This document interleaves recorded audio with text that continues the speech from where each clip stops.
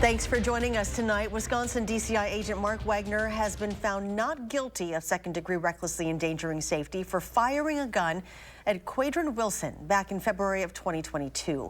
Wilson was wanted on drug charges during the time of his arrest when law enforcement performed a dangerous procedure. Our Catherine Merck joins us live with details of what attorneys told the jury when they wrapped up their arguments today. Catherine? Charlotte, this trial and the verdict that followed wrapped up earlier than the attorneys and the judge involved all thought.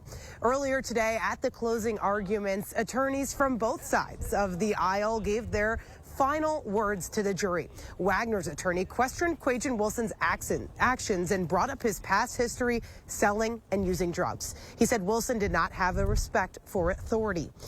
The county DA said despite Wilson's character and actions, this trial is about what Mark Wagner did when he shot at Wilson, and ultimately the jury did not agree with him.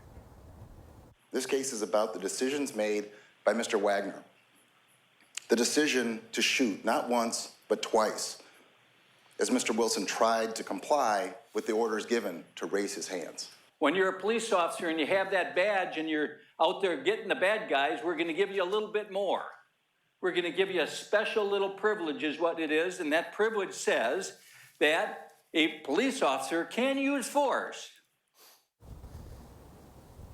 Wilson was wanted on a parole violation at the time of his arrest. According to a criminal complaint filed in the case, Wagner said he thought Wilson had a gun during the attempted arrest and fired his weapon when he thought he had heard a gunshot. Investigators later determined that Wilson was unarmed at the time of the arrest. As Wagner left the courtroom, he was surrounded by his colleagues applauding as he left, saying that this was a victory for other officers.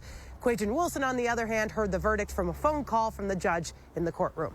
Reporting live in Madison, I'm Catherine Merck, News 3 Now.